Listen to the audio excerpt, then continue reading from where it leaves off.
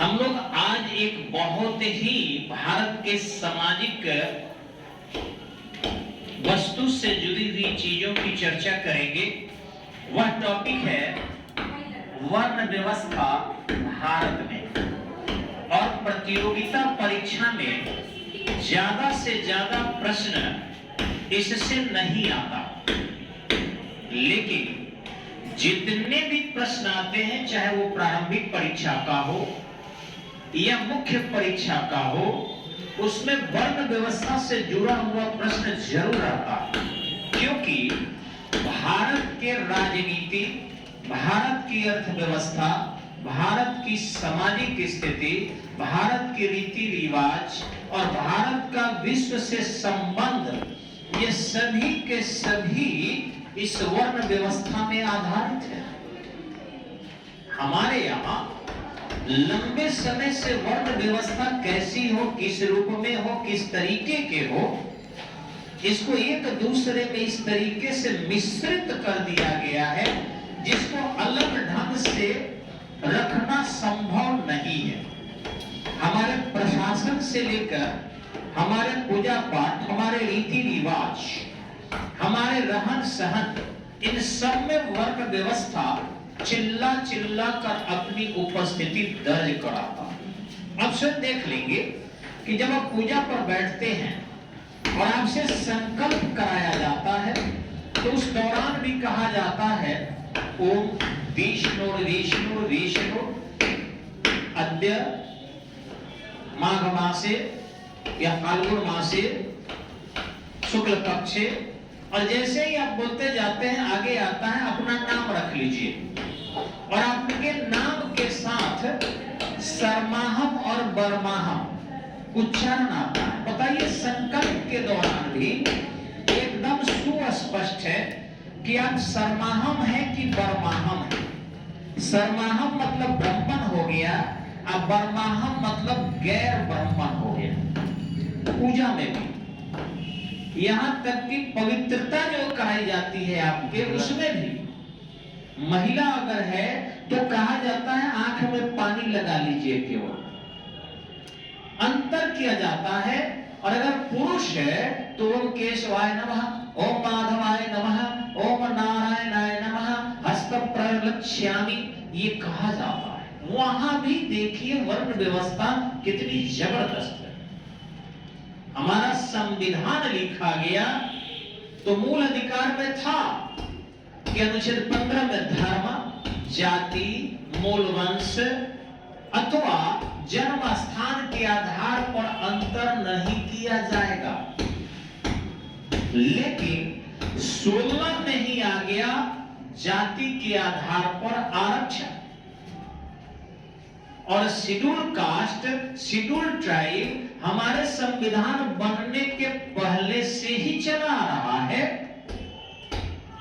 1932 के पुनः समझौते के अंतर्गत, यानी हमारे संविधान में भी जात पात हटाने की बात कही गई है, जिसे मजबूती से डाल दिया गया। तो जब हमारे संविधान में जात पात है, हमारे पूजा पाठ में जात पात है, लिंग का अंतर किया गया है, तो क्या अर्थव्यवस्था पर प्रभाव नहीं पड़ेगा? क्या राजनीति में प्रभाव नहीं पड़ेगा? पड़ेगा। और वैश्विक संबंध पर भी इसका प्रभाव पड़ता है। जापान बौद्धिस्ट कंट्री है, तो हमसे मधुर संबंध है, क्योंकि भारत में महात्मा बुद्ध का जन्म हुआ था और बौद्ध धर्म का जन्म स्थान यही है। तो जापान से अच्छे संबंध हम खुद बना के रखते हैं। वही आपका पाकिस्तान है, वो भारत से ही अलग हटा है, भारत के ही भाई है, भारत की ही भूमि है, लेकिन भारत से संबंध अच्छा नहीं रखता। क्योंकि मुस्लिम कंट्री है, वह मक्का से संबंध रखता है, वह आपके मदीना से संबंध रखता है, वह जो है आपको मुस्लिम देशों से संबंध रखता है। अपने ही भाई से वो वैमनस्यता करता है, युद्ध करता है। तो आप समझ सकते हैं कि धर्मवाद भी कितनी सच्चा कर बोलती है। और कभी ये पाकिस्तान महसूस नहीं करता कि हमारा बड़ा भाई भारत है, हम नहीं से अलग हटे हैं। न केवल उनके संसाधनों को मैंने लिया है, बल्कि उनकी भूमि को लिया है। ठीक है, इस्लाम बाहर से आया है, लेकिन विश्व का दूसरा बड़ा मुस्लिम कंट्री भारत है। अतः ऐसी स्थिति में मक्का के लोग हमसे संबंध अच्छा रखते हैं भारत से, मदीना के लोग अच्छे संबंध भारत से रखते हैं, अरबियन कंट्री का बहुत ही मधुर संबंध है भारत के साथ। लेकिन अफसोस कि यहां इतनी जात पात धर्मवाद कट्टरता के साथ है कि कुछ लोग ये भी आरोप लगाते हैं, हो सकता है झूठा आरोप हो या सही भी हो, कि पाकिस्तान जब क्रिकेट खेल में जीत जाता है तो भारतीय मुसलमान बम बारूद उड़ाते हैं। यह निश्चित रूप से हमारे जात पात धर्मवाद गहराई से अंदर प्रवेश कर गई है, तबे ऐसा देखने को मिलता है, नहीं तो ऐसा नहीं मिलना चाहिए। आप देखिए यूरोपीय देशों में मैक्सिमम देश ईसाई देश है, लेकिन वह एक दूसरे को अपने देश के खिलाफ नहीं जाने देते। उनके लिए first nation and then religion, first nation. Europe के कंट्री में या अमेरिका में खुद जाकर देखिए कि कनाडा भी ईसाई कंट्री है, यूनाइटेड स्टेट ऑफ अमेरिका भी ईसाई कंट्री है, वो कहां एक दूसरे को भूमि दे देते हैं। 49 डिग्री चैनल जो है, नॉर्थ चैनल, उसमें 1 इंच जमीन भी कनाडा उतने शक्तिशाली है, अमेरिका को नहीं दे सकता है, चाहे जो हो जाए। और एक कनाडियन अमेरिका के तानाशाही को नहीं सहेगा, चाहे जो हो जाए। दोनों ही सही है, लेकिन यहां तो लगता है कि भारत तो पता नहीं किस तरीके से है कि जो भी जिसमें है इतनी ज्यादा उनमें मानसिक क्षरण हो जाता है कि वहां नेशन कमजोर पड़ जाता है। नेशन को महत्व देना चाहिए जिसको पहले दिया गया था। यहां देखेंगे कि भारत में जो वर्ण व्यवस्था थी प्रारंभ में, उसको गलत दिशा लोग समझ गए। यहां जन्म के आधार पर वर्ण व्यवस्था नहीं थी, यहां जो है कर्म के आधार पर था।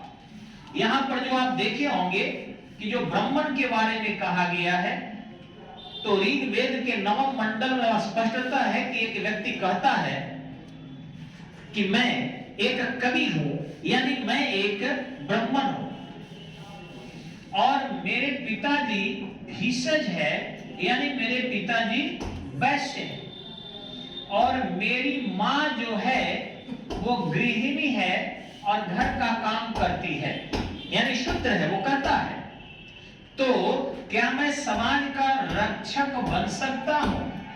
वो इंद्र से प्रश्न करता है, और इस तरीके से इंद्र उसे परमिशन देते हैं और फिर वह क्षत्रिय बन जाता है। यानी एक कवि जो ब्राह्मण है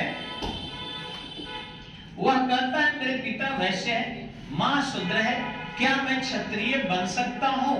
और इंद्र कहते हैं हां। तो जन्म से वो, उनके पिता कर्म से कुछ है, मां कर्म से कुछ है, वो कर्म से कुछ है, और कर्म बदल सकते हैं।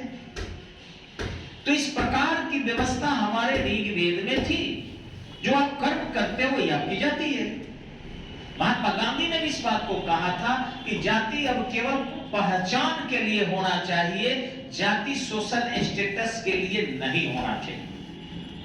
उन्होंने जाति के टाइटल को खत्म करने के लिए कहा नहीं हो, क्योंकि इससे पहचान की दुविधा हो जाएगी। एक गांव में एक नाम के कितने लोग होंगे, अतः उस टाइटल से आसानी से समझा जा जाएगा कि उसका किधर घर है, वो किधर रहता है। तो इस तरीके से पहचान, लेकिन सोशल स्टेटस जो है इसका समाप्त कर दिया जाए। अफसोस ये और थोपा जा रहा है। ईबीसी में फलना आएंगे, अब ओबीसी में ईबीसी नया आ गया, ओबीसी एक अलग बनाया, ये सब बाद में बनाया गया। जो सरल समाजी लोग थे, शेड्यूल का शेड्यूल ट्राइब, वो थोड़ा पिछड़े थे समाज में, उनके लिए कुछ अगर रिजर्वेशन की बात कही गई थी वो सही था। लेकिन मंडल आयोग 1979 में आया, 83 में रिपोर्ट है, और उससे जाकर 1989 में, आप सबको लगता है कि माता पिता जो है बहुत उस समय जॉब की स्थिति में होंगे, उसी समय की बात है, हम लोग उस समय ग्रेजुएशन में थे, उस समय मंडल आयोग लागू हो गया, और फिर एक बहुत बड़ा तबका एकदम समाज से अलग हट गया, और हटा ही नहीं, आज उस पर देश की सत्ता भी टिक गई है। लोग तय भी कर रहे हैं कि अब कौन प्रधानमंत्री बनेगा। उस समय तक 1993 तक आपको रिपोर्ट में लागू नहीं हुआ था। सुप्रीम कोर्ट ने 93 में मंडल आयोग को परमिशन दे दिया कि लागू हो रहा है और सही है। उसके बाद से एक भी आप देख लीजिए कि सामान्य जाति का प्रधानमंत्री नहीं बना और नहीं कोई अच्छे पद पर केंद्रीय मंत्री भी बने हैं, क्योंकि एक बहुत बड़ी आबादी को फिर जो है तथाकथित ऊंची जातियों से, ऊंची जाति निम्न जाति का नहीं होता, तथाकथित ऊंची जातियों से अलग कर दिया गया। उसके पहले तक आप देख सकते हैं मोरारजी देसाई भी आपको प्रधानमंत्री बने थे। ठीक इसी ढंग से जगजीवन राम प्रधानमंत्री बने थे, चौधरी चरण सिंह बने थे, जवाहरलाल नेहरू ब्राह्मण कुल से थे। हर जाति के लोग लगभग ऊंचे ऊंचे पदों पर आसीन थे। लेकिन 1993 के बाद से 2022 चल रहा है, आप एक भी सामान्य जाति के प्रधानमंत्री बता दीजिए, क्योंकि 85% पॉपुलेशन को एकदम एक वर्ग में बांध दिया गया। तुम पिछड़े हो।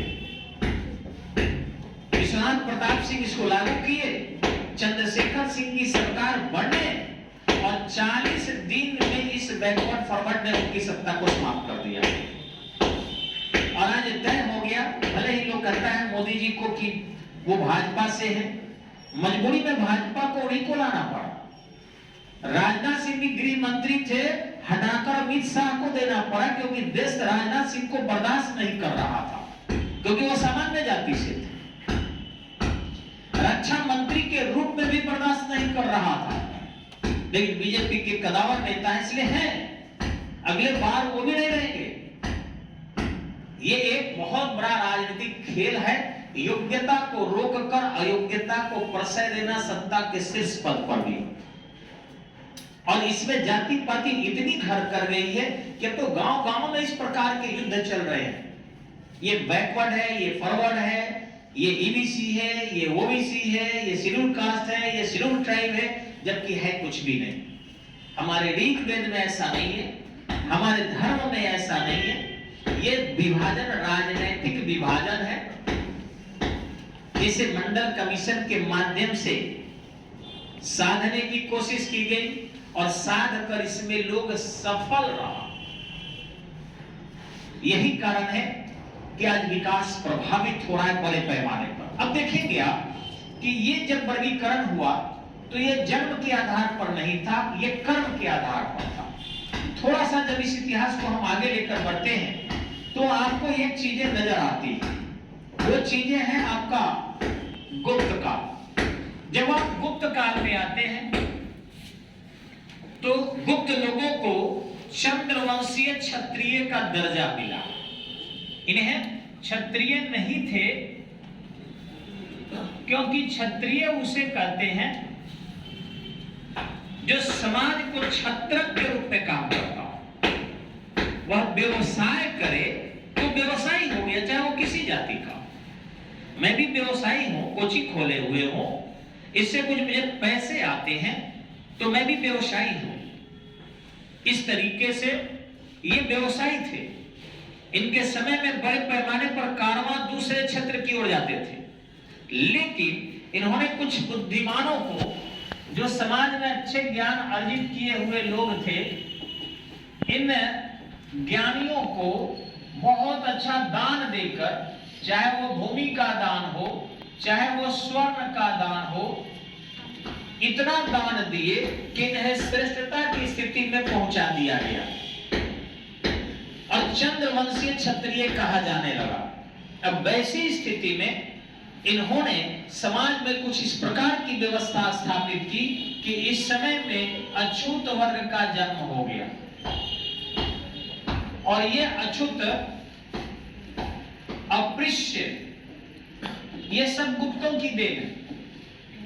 छुआछूत सबसे ज्यादा मानने लगे और ये आरोप अंततः लग गया कि छुआछूत पद्धति को भारत में राजाओं ने लागू किया। छुआछूत पद्धति को भारत में ब्राह्मणों ने लागू किया। ब्राह्मण लालचवश इन्हें श्रेष्ठ स्थान कुछ ब्रह्मन सबकी श्रेष्ठ स्थिति में पहुंचाने के लिए इनको बहुत ज्यादा नीचे लेकर चलेंगे, और जब बहुत ज्यादा इनको नीचे लेकर चलेंगे जिससे इनके ऊंचाई को और ऊंचा किया जा सके, यही भारत में एक समस्या खड़ा किया। अब जब इनको ज्यादा महत्व मिल गया तो समाज में ये समाप्त हो गए, ये कमजोर हो गए, और बच गए आपको जो क्षत्रिय, इनकी भी स्थिति कमजोर हो गई। अब इस समय तक विदेशों से आक्रांताओं की एक लड़ी चलने वाली थी। उन आक्रांताओं को रोकने के लिए देश में राजवंश के या राजाओं की आवश्यकता थी। अतः आप लोग पढ़े होंगे, एक पुस्तक आया है चंद्रवरदाई का पृथ्वीराज रासो, पृथ्वी राज रासो। इस पुस्तक में उन्होंने एक एग्जाम्पल दिया है। विद्वान था चंद्रवरदाई, पृथ्वीराज चौहान के दरबार में रहता था, विद्वान था, और ऐसे मनगढ़ंत कहानी वो बहुत नहीं लिख सकता था। हाँ, ये जरूर है कि इसके लिए पुख्ता प्रमाण उसके पास नहीं है। वो एक बात कहता है जिसमें विचार करने की आवश्यकता है। वो कहता है कि माउंट आबू पहाड़ी जो राजस्थान में माउंट आबू जिला में है, गुरु शिखर, उसमें कहता है कि एक यज्ञ किया गया था, और उस यज्ञ में विश्वामित्र की चर्चा करता है कि एक संत, ध्यान रखिएगा, जैसे शंकराचार्य चार होते हैं और हमेशा रहते हैं, जैसे प्रधानमंत्री हमेशा रहता है, एक मरेंगे दूसरा बनेगा, दूसरे मरेंगे हटेंगे तीसरा बनेगा, तो वैसे ही विश्वामित्र भी एक पद होता है। ये नहीं कि अब्राहम के विश्वामित्र इतना दिन तक कैसे जीवित रहे आप सोचने लगिएगा। तो विश्वामित्र ने एक यज्ञ किया था, और इस यज्ञ में उन्होंने सभी जाति को बुलाया। उन्हें पता चल गया था कि विदेश से कुछ मलेच्छ आने वाले हैं। उनका नाम जो है, ऑलरेडी गढ़वाल शासकों ने मलेच्छ लिखा है, मैं नहीं कह रहा हूं कि कुछ मलेच्छ आने वाले हैं, कुछ तुरुस्क आने वाले हैं जो गैयों को खाते हैं और वे अपने घर में ही विवाह करते हैं, अव्यवस्था को जन्म देते हैं। अतः ऐसे लोगों को भारत में आने से रोकना होगा। रोकने के लिए अब केवल क्षत्रियों से और गुप्तों से इस देश की रक्षा नहीं की जा सकती है, तो इसके लिए राजपूतों की आवश्यकता होगी। और इस तरीके से इन्होंने एक राजपूत जाति को नया नोमेनक्लेचर किया। अब इस राजपूत में कुछ देश के भी लोग थे, कुछ विदेश के भी लोग थे, खून आ चुके थे भारत में, तो इसमें जो है आपको हून भी प्रवेश कर गए। ठीक इसी ढंग से इसमें यमन भी प्रवेश कर गए, राजपूतों में यमन भी प्रवेश कर गए, इसमें ब्राह्मण भी प्रवेश कर गए। ठीक इसी ढंग से क्षत्रिय भी प्रवेश कर गए, वैश्य भी प्रवेश कर गए, और शूद्र भी प्रवेश कर गए। सभी जाति के लोग जो अच्छे धनुर्धर थे, अच्छे तलवार चलाने वाले थे, अच्छे भाला फेंकने वाले थे, देश की रक्षा के लिए अपने प्राणों की बलि देने वाले थे, इन सभी जाति के लोगों के जो अच्छे लोग थे, लड़ सकते थे, भिड़ सकते थे, इन सबको जो है राजपूतों में शामिल कर लिया गया। और इस प्रकार राजपूत जाति एक नवीन जाति के रूप में सामने आई। इसके लिए अग्निकुंड का व्यवस्था किया गया था। जैसे आग की व्यवस्था करके विवाह होता है तो एक स्त्री उसकी प्रदक्षिणा करते ही उसकी जाति बदल जाती है। वो अगर राठौर वंश की है और उसकी शादी अगर चौहान वंश में हो जाती है तो वो कन्या का नाम भी चौहान हो जाता है और उसके गोत्र भी बदल जाते हैं। वो अपने घर के यज्ञ में अपने ससुराल के गोत्र का प्रयोग करने लगती है उस अग्नि की प्रदक्षिणा से। तो यही अग्नि की व्यवस्था करके विश्वामित्र ने सभी को क्षत्रिय बना दिया, राजपूत बना दिया। इसमें होन जो थे ये लगभग 0.5% थे। यवन जो थे लगभग 1% थे। ब्राह्मण जो थे ये 10% शामिल हुए थे। क्षत्रिय जो थे ये 60% शामिल हुए थे। लगभग 10 से 15% वैश्य शामिल हुए थे और 5 से 10% शूद्र शामिल हुए थे। लगभग इस राजपूत जाति में यही आंकड़ा सबका था। क्षत्रिय ज्यादा आए थे राजपूतों में और इस प्रकार अपनी बलिदान लगातार वो 7वीं शताब्दी से लेकर 712 से लेकर और 1191 तक वो भारत में मुसलमानों को घुसने तक नहीं दिए। 712 में जो विजय किया था मोहम्मद बिन कासिम, उस कासिम के बाद एक भी ऐसा मुस्लिम आक्रांता नहीं था जो आक्रमण तो किया, भले लूटा, क्योंकि उसके युद्ध में बड़े पैमाने पर गैया का प्रयोग किया जाता था। वो जहां भी हमला करता था अपने अग्नि पंक्ति में, चाहे वो गजनवी हमला किया हो या गोरी हमला किया हो, अपने अग्नि पंक्ति में गैयों को खड़ा कर देता था, जिससे हिंदू मानसिकता के लोग या हिंदू लोग गैयों को एक रोआ भी नहीं तोड़ पाएंगे और उसे छुप कर आसानी से तीर चला सके। अतः 17 युद्ध किया था गजनवी। 17 युद्ध में हिंदू हट जाना पसंद किए, संपत्ति ले जाने देना पसंद किए, लेकिन गाय माता को हत्या पसंद नहीं की। यहाँ गजनवी की वीरता नहीं थी। गजनवी इतना वीर रहता तो अपने पश्चिमी आक्रमण में जरूर विजयश्री मिली होती। गोरी अगर इतना विजयी रहता तो जब ईरान का आक्रमण किया था तो पराजित हो गया था। एक भी आक्रमण भारत के अलावा वो कहीं नहीं जीता, भारत में भी हारा था। लेकिन किसी ने बता दिया कि गजनवी के आक्रमण के दौरान अग्नि पंक्ति में बैल और गैया रखकर वो युद्ध किया करता था, तो निश्चित ही अग्नि पंक्ति में वो भी बैलों को बिटोर लिया, गैयों को बिटोर लिया और लंबा करीबन 150 मीटर की दूरी में और लंबे करीबन 12 किलोमीटर के चौड़ाई में केवल गाय और बैल रखता था कि दुश्मन के भाला और तीर भी गैया को ही लगे, हमारे सैनिक को क्षति न हो। और जब देखते थे कि उस दुश्मनों की सेना जो है वो हमारे भाला फेंकने के बावजूद भी हमारे किसी गैया के देह पर ही गिरेगा, अंततः वो युद्ध के मैदान में शहीद हो जाना पसंद किए। लेकिन उन्होंने गाय माता को नुकसान नहीं किया और एक भी गाय और एक भी बैल की हत्या किसी राजपूत के द्वारा नहीं की गई थी। भले उन्होंने अपने बलिदान दे दिया युद्ध के मैदान में, ये हमारी धार्मिक परंपरा रही थी और इस कारण आक्रांता सफल रहे। उनमें वीरता नहीं थी, युद्ध जीतने की कला थी उनके अंदर, और वही युद्ध जीतने की कला के अंतर्गत वो भारत में इस्लामिक सत्ता को स्थापित किए। फिर भी इतने दिनों तक देश के राजपूतों ने, यानी सभी जाति के वीर योद्धाओं ने, नॉट ओनली क्षत्रिय, सभी जाति के वीर योद्धाओं ने इस देश की रक्षा किया, मातृभूमि की रक्षा किया था। लेकिन जब 1191 में तराइन प्रथम के जीत की खुशी से लापरवाह हो गया पृथ्वीराज चौहान और भारतीय भी लापरवाह हो गए कि पृथ्वीराज चौहान जब गोरी को पराजित कर सकता है तो इस बार तो गोरी को मार ही देगा, इसलिए हमें जाने की आवश्यकता नहीं है। अफसोस वो 1192 में न केवल पृथ्वीराज को घेर लेता है बल्कि बंदी बनाकर लेकर चला भी जाता है। इतिहास में आता है कि उसका वध कर देता है और कहीं कहीं आता है चंद्रवरदाई की पुस्तक में कि उसको लेकर अफगानिस्तान चला जाता है। और जब नेतृत्व ही चला जाता है तो भारतीय बगावत इसलिए नहीं करते हैं क्योंकि यहां यदि हम करेंगे तो वहां हमारे चौहान को मार डालेगा, जैसे लोग किडनैप करके बंदी बना के सौदा करता है। इस कारण भारतीय हारते चले गए और इस प्रकार जो है सल्तनत की नींव भारत में पड़ गई।